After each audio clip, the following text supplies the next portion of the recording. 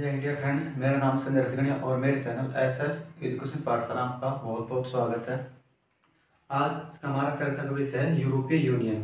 इसके अंदर हम देखेंगे कि यूरोपियन यूनियन निर्माण की प्रक्रिया क्या थी और यूरोपीय यूनियन की संरचनाएं क्या है, इसमें कौन कौन से पार्ट है, उनका कार्य क्या क्या कार्य है। इससे पहले हम 2-3 वीडियो से पहले बना चुके हैं, जिसमें सार्क हो गया, आसियान, उन पे हम चर्चा कर चुके हैं। अगर आपको इनसे संबंधित संगठन पर कोई इंफॉर्मेशन चाहिए तो आप वो वीडियो देख सकते हैं। तो आज देखेंगे यूरोपीय यूनियन। तो इसके निर्माण से पहले इसके निर्माण की प्रक्रिया को समझते हैं। इसका निर्माण किसी किसी एक पर्टिकुलर एक डेट के अंदर या एक संधि यानी एकदम नहीं हुआ। कहने का तात्पर्य ये है कि एक स्टेप बाय स्टेप, यानी कि एक स्टेप फिर उसका दूसरा अलग अलग स्टेप, इसके धीरे धीरे कर इसके निर्माण की प्रक्रिया है। तो सबसे पहले क्या होता है, इसके निर्माण की प्रक्रिया के बारे में चर्चा करते हैं। सबसे पहले 1991 में रोम संधि होती है, 1991 में होती है पेरिस संधि। पेरिस संधि जो पेरिस फ्रांस की राजधानी है, ये आपको पता होगा, जहाँ पर एफिल टावर है, ठीक है। तो उसके अंदर स्थापना होती है। इसके अंदर 6 देश होते हैं, उनका आपको मैं नाम बता दूंगा। 6 देश मिलकर यूरोपियन यूरोपियन कोयला व इस्पात समुदाय गठन करते हैं। 6 देश मिलकर इसके, जिसकी अंग्रेजी में फुल फॉर्म में यहाँ पे लिखी हुई है, European coal steel and community, ठीक है। इसकी जो फुल फॉर्म 6 देश कौन कौन से होते हैं, वो होता है, एक होता है पश्चिमी Germany, Italy, Belgium, Netherland, Luxembourg और एक हो जाएगा फ्रांस। ये 6 देश मिलकर इसकी स्थापना करते हैं। उसके बाद इसके अगले चरण 1957 के अंदर एक संधि फिर होती है। ये संधि होती है 1957 में रोम, यानी रोम इटली का शहर है, रोम इटली की राजधानी भी है। उसके अंदर ये 6 देश जो जिन देशों ने मिलकर यानी कि यूरोपियन कोयला इस्पात समुदाय यानी कि ESCS की गठन किया था, उन्हीं 6 देशों ने मिलकर 1957 के अंदर रोम संधि होती है। इसके अंदर फिर एक समुदाय का यानी एक संगठन का फिर गठन किया जाता है। वो संगठन कौन सा होता है, यहाँ पे यूरोपियन आर्थिक समुदाय। यूरोपियन आर्थिक समुदाय गठन करते 1957 में रोम संधि तक। ये जो 6 देश जिन 6 देशों ने यानी कि यूरोपियन कोयला इस्पात का गठन किया था, उन्हीं 6 देशों ने मिलकर यूरोपियन आर्थिक समुदाय यानी कि EEC, यूरोपियन इकोनॉमिक कम्युनिटी, इसका गठन किया था। उसके बाद जो यूरोपियन समुदाय होता है उसी को ये उसका यानी कि जो ये है यूरोपियन कोयला व इस्पात समुदाय, उसकी जगह इसको स्थापित कर दिया जाता है यूरोपियन आर्थिक समुदाय। समझ गए यहाँ तक। उसके बाद इसके बाद उसकी निर्माण की प्रक्रिया अगला चरण होता है 1991 के अंदर एक संधि होती है, मोस्ट्रेट संधि। 1991 के अंदर ये संधि होती है। अब इस संधि के तहत क्या होगा कि यहाँ से कुछ स्पष्ट हो जाता है कि हाँ भैया यूरोपियन यूनियन का निर्माण लगभग यहाँ इस संधि के तहत लगभग इसका निर्माण हो जाता है। कंप्लीट निर्माण प्रक्रिया इस संधि के तहत हो जाती है। तो इस संधि की क्या मुख्य विशेषता है, इस संधि के तहत यूरोपियन समुदाय, इससे पहले 1991 की इस संधि पहले यूरोपियन यूनियन को यूरोपियन समुदाय कहा जाता था, यूरोपियन कम्युनिटी। इस संधि के तहत इसका नाम कर दिया यूरोपियन यूनियन, EU, यानी कि शॉर्ट फॉर्म में लिखा हुआ है EU, यूरोपियन यूनियन। इस संधि के तहत ही जो यूरोप के यूरोपियन यूनियन के देश वर्तमान देशों से 28, उनकी एक साझी मुद्रा यानी कि जो साझी मुद्रा उनकी यूरो होती है, जो यहाँ मैंने लिखा हुआ है यूरो, वापिस लिखता हूँ मैं, यूरो। 1991 इस संधि के तहत इसके यूरोपीय यूनियन के सदस्य देश होते हैं, वो एक साझी मुद्रा को अपना लेते, उस संधि का नाम है यूरो। किस संधि के तहत, 1991 की मोस्ट्रेट संधि के अनुसार, ठीक है। उसके बाद ये संधि लागू कब होती है, ये संधि लागू होती है 1 नवंबर 1993 को। 1 नवंबर को यूरोपियन स्थापना दिवस मनाया जाता है। 1 नवंबर 1993 को यूरोपियन यूनियन की स्थापना का कार्य पूरा होता है। यानी कहने का तात्पर्य ये है कि यूरोपियन यूनियन की स्थापना 1993 को कंप्लीट हो जाती है, ठीक है। उसके बाद इसमें फिर धीरे धीरे कर अलग अलग नए नए देश जुड़ जाते हैं 1993 के अंदर इसमें शामिल देश 1973 के अंदर होता है, बल्कि वो तो ब्रिटेन वगैरह देश शामिल होते हैं, ठीक है। ब्रिटेन 1973 के अंदर शामिल होता है इसमें। 2004 के अंदर एक संधि होती है, नाइस संधि। नाइस है ये, यानी कि इस यहाँ लिख देता हूँ नाइस संधि।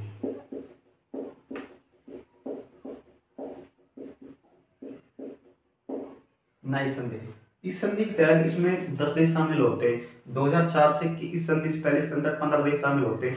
उसके बाद इसके 10 देश और शामिल हो जाते हैं। वो देश शामिल कौन से होते हैं, जो भूतपूर्व सोवियत संघ था उसके अंदर जो 10 देश है, यानी कि उसके टूटने के बाद उसमें उसमें अलग देश निकले, उसके अंदर 15 देश निकले थे, उनके 10 देशों को यूरोपीय यूनियन में शामिल कर लिया गया 2004 की संधि, नाइस संधि के तहत। यानी कि इसके जो 2004 की नाइस संधि थी, इसका ये अब तक का सबसे बड़ा इसका विस्तार था। इसके अंदर 10 देशों को एक साथ शामिल किया गया था, ठीक है।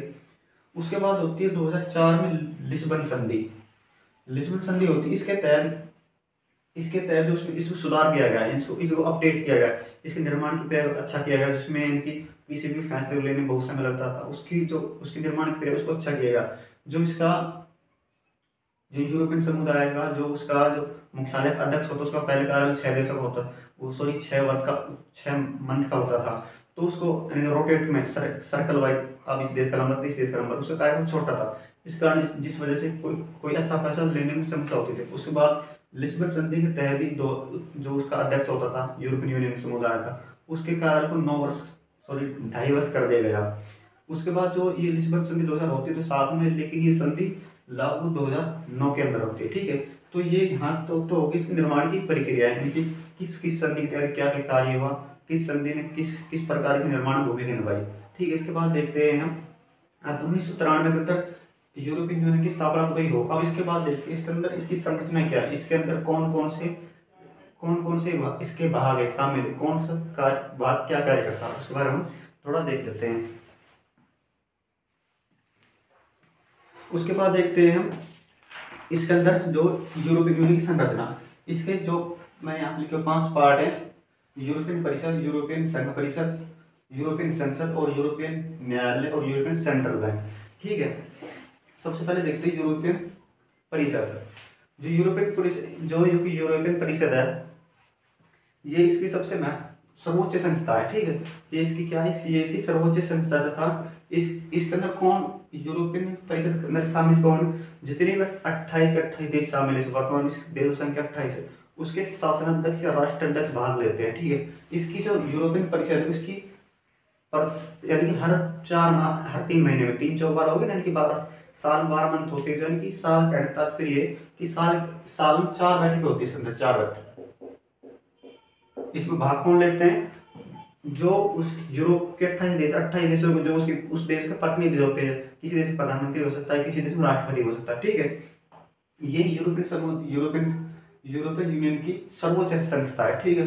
उसके बाद देखते हैं यूरोपियन संघ परिषद, ठीक है। नंबर 2 पे क्या है, यूरोपियन संघ परिषद। इसका कार्य क्या है, यहाँ पे इसका कार्य क्या है कि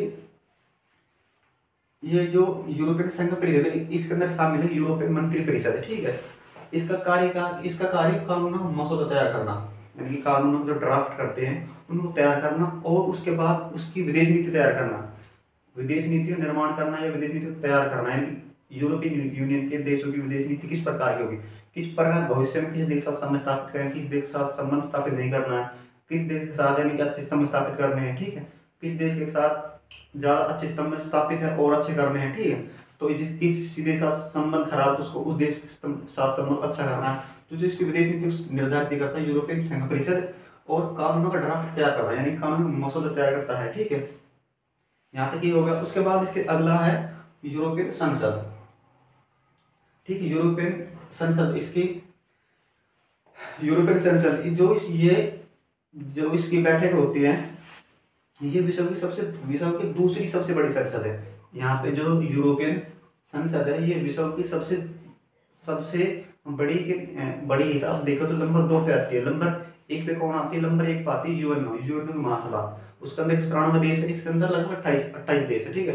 तो इसकी जो संसद की इनकी जो लेंथ है, इसके अंदर जो देश हो जाएंगे वो 28, यानी जो इसके सदस्य की संख्या है, ठीक है, सदस्य की संख्या के हिसाब से ये नंबर 2 पे आती है। इसके अंदर 750 सदस्य देश है, 750 इसके मेंबर हैं। इन मेंबरों को कहाँ से चुना जाता है, इन मेंबरों को चुना जाता है जो इस यूरोपियन यूनियन के 28 सदस्य देश हैं, उन देशों जनसंख्या के हिसाब जिस देश जनसंख्या ज्यादा होगी उस देश के मेंबर ज्यादा होंगे। उन मेंबर को चुनता कौन है, उस देश की जो जनता होती है। मान लो ब्रिटेन का नागरिक, ब्रिटेन मान लो, ठीक है। ब्रिटेन अभी बस वर्तमान में इसके सदस्य है नहीं, 2016 में वो आउट हो चुका है, लेकिन उदाहरण के लिए मान लो ब्रिटेन है, ठीक है।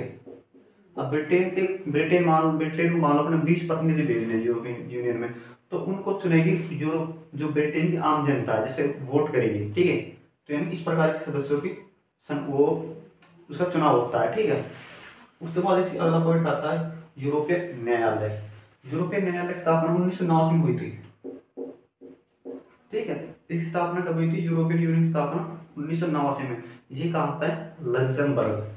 यूरोपीय यूनियन का न्यायालय कहाँ पे? लग्जमबर्ग में।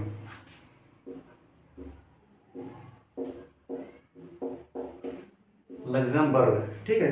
ये कहाँ इसका न्यायालय कहाँ? यूरोप का जो यूरोपीय यूनियन न्यायालय कहाँ पे? वो है लग्जमबर्ग के अंदर, ठीक है। तो इसका इसका मुख्य कार्य क्या है? इसका मुख्य कार्य है कि विवाद को सुलझाना। विवाद को सुलझाने का तात्पर्य ये नहीं है ये किसी भी देश की आम जनता के विवाद नहीं सुलझाता है। इसका कार्य ये है कि जो इसके 28 सदस्य देश है, अगर उनके बीच कोई विवाद होता है, ठीक है, कोई सैन्य विवाद होता है, कोई आर्थिक यानी कि किसी को मान लो व्यापार को लेकर कोई विवाद हो जाता है, यानी किसी प्रकार विवाद सदस्य देशों के मध्य होता है, तो उसको सुलझाता है ये यूरोपियन न्यायालय, ठीक है। इस न्यायालय को यूरोपियन जुडिशरी भी बोलते हैं, यूरोपियन जुडिशरी, ठीक है। आप इसको ध्यान रख लो। ये न्यायालय कहाँ पे? लग्जमबर्ग में। एक बात मैं आपको बता देता हूँ, वो थोड़ा आप याद रखें। जिस ये यूरोपीय यूनियन, इसके अधिकतर जो कार्यालय हैं, जिसके इसकी जो इसकी संरचना की थी, संरचना में इसके पार्ट आते हैं, वो अधिकतर ब्रुसेल्स में है। ब्रुसेल्स यानी लग्जमबर्ग की राजधानी, वो अधिकतर मिलेगा वो ब्रुसेल्स के अंदर, ठीक है। कहाँ मिलेंगे? ब्रुसेल्स के अंदर। उसके बाद यूरोप इसकी संरचना है यूरोपियन सेंट्रल बैंक है, ठीक है। इसके जो मैंने आपको ये बताया, इसके सारे 5 पार्ट है जो जिनसे मिलकर पूर्ण यूरोपीय यूनियन का निर्माण होता है। फर्स्ट था यूरोपियन परिषद, देखा यूरोपियन संघ परिषद, यूरोपियन संसद, और अगला यूरोपियन न्यायालय, उसके बाद अगला यूरोपियन सेंट्रल बैंक, ठीक है। और इसके बाद इसकी खासियत, इसकी कुछ खासियत क्या है वो आपको बता देता हूँ। इसकी विशेषताएं क्या है कि इसका ये वर्ल्ड का एकमात्र ऐसा संगठन जिसके पास अपना गान है। जैसे राष्ट्रीय गान नहीं होता, जैसे अपना जो भारत देश का राष्ट्रीय गान जन गण मन है, ठीक है। तो इस प्रकार इसका अपना राष्ट्र, इसका खुद का गान है, इसका झंडा है, इसकी अपनी खुद की मुद्रा है, पर्सनल मुद्रा है, जिसके अंदर ये इसके 28 सदस्य देश यानी कि व्यापार करते हैं आपस में, ठीक है। उस मुद्रा में लेन देन करते हैं, एक्सचेंज करते हैं, ठीक। इस मुद्रा का नाम क्या है? यूरो, जो मैंने आपको यहाँ बता दी, यूरो, ठीक है। उसके बाद इस जो ये संगठन है, इसने बहुत महत्वपूर्ण कार्य किया है, इनके विश्व शांति स्थापित करने में भी, ठीक है। सदस्य देशों का आर्थिक, सामाजिक, सांस्कृतिक विकास में भी, यानी कि संपूर्ण दुनिया में इसके अंदर जो ये 28 देश वही देश हैं जो वर्ल्ड वार खत्म होने, सेकेंड वर्ल्ड वार खत्म होने पर शीत युद्ध के दौरान ये देश इनमें से कुछ देश यूएसएसआर तरफ थे, कुछ देश थे यूएस की तरफ यानी अमेरिका की तरफ। तो ये इन देशों ने आपस में जब फिर इसकी स्थापना होगी 1993 के अंदर, जो 1951 संधि, 1957 संधि, इसके तहत इन देशों के अंदर मेल मिलाप भावना यानी कि एक दूसरे के पास आई है। तो इन्होंने क्या किया कि इन जो आपस में मान लो किसी के बीच में कोई मनमुटाव किसी बात को लेकर, अगर वो आपस में बात करेंगे तो उससे दूर हो जाएगा ना। तो इसका तात्पर्य क्या है कि इसने विश्व शांति स्थापित करने में महत्वपूर्ण भूमिका निभाई। इसी को देखते हुए इसको 2012 के अंदर शांति का नोबेल प्राइज मिला। नोबेल प्राइज मिला यूरोपियन यूनियन को 2012 के अंदर। यहाँ पे ध्यान रख ले, ये क्वेश्चन यूजीसी नेट में भी आ चुका है, ठीक है। अगर आप यूजीसी नेट तैयारी कर रहे हो पॉलिटिकल साइंस सब्जेक्ट से, तो ये क्वेश्चन भी आ चुका है, ठीक है। उसके बाद क्या है कि 2016 के अंदर जो ब्रिटेन है उसने यूरोपीय यूनियन से अपने आप अलग कर लिया। उसका कारण क्या था कि उसकी जो ब्रिटेन है उसकी समस्या क्या थी कि उसको व्यापार करने में दिक्कत आ रही थी। जो शरणार्थी होते हैं, रेफ्यूजी होते हैं, उनकी वजह से कुछ समस्या हो रही थी। इसी को देखते हुए उसने अपने देश के अंदर वोटिंग करवाई। उसके बाद वोटिंग में जो उसकी जो ब्रिटेन की जनसंख्या थी उसको चाहती थी कि ब्रिटेन को यूरोपियन यूनियन से एग्जिट हो जाना चाहिए, यानी कि अलग हो जाना चाहिए। उसको वोट मिले 51.9% लगभग वोट मिले थे। इसके तहत वो 2016 के अंदर ब्रिटेन से यूरोपीय यूनियन यानी कि उसका वो इससे निकल गया। इसके बाद इसके एक आम और ध्यान रखें कि 2013 के अंदर इसका अंतिम देश शामिल हो गया था। 2013 के अंदर क्रोएशिया, ये इसका 28वां देश इसके अंदर शामिल हुआ था। उस देश का नाम क्या है? क्रोएशिया, ठीक है। तो जहाँ भी अभी हमने यहाँ पर इस पर चर्चा की थी कि यूरोपियन यूनियन के निर्माण की प्रक्रिया क्या थी, किस संधि के तहत धीरे धीरे स्टेप उसका निर्माण हुआ। उसके बाद इसकी संरचना के बारे में चर्चा की, इसकी संरचनाएं किस प्रकार की है, इसके अंदर कितने यूरोपियन यूनियन के कितने पार्ट है, ठीक है। जैसे कि अगर आपको पता होगा यूएन यूनाइटेड नेशन ऑर्गेनाइजेशन, उसके 6 पार्ट है, ठीक है। तो इसी प्रकार इसके भी 5 पार्ट है, सबका अपना अपना कार्य है। तो हमने इसके सभी को बार बार देखा। अगर ये आपको कहीं से भी कुछ समझ में नहीं आता तो कोशिश करिएगा तो वीडियो को दोबारा देख ले, या फिर आप कमेंट में लिखिएगा आपका उसको समझ में क्या परेशानी हुई है, तो मैं आपको उसका जवाब उसको फिर दे दूंगा। तो मिलते हैं इसी अगले इंटरनेशनल ऑर्गेनाइजेशन की वीडियो लेकर। इतने में आपका रेस्ट करिए। वीडियो देखने के लिए थैंक यू। अगर आपको ये वीडियो अच्छी लगे, मेरा चैनल आपको अच्छा लगे, तो वीडियो को लाइक करें, शेयर करें, चैनल को सब्सक्राइब जरूर करते हैं। मिलते हैं किसी नेक्स्ट वीडियो के साथ। वीडियो देखने के लिए थैंक यू।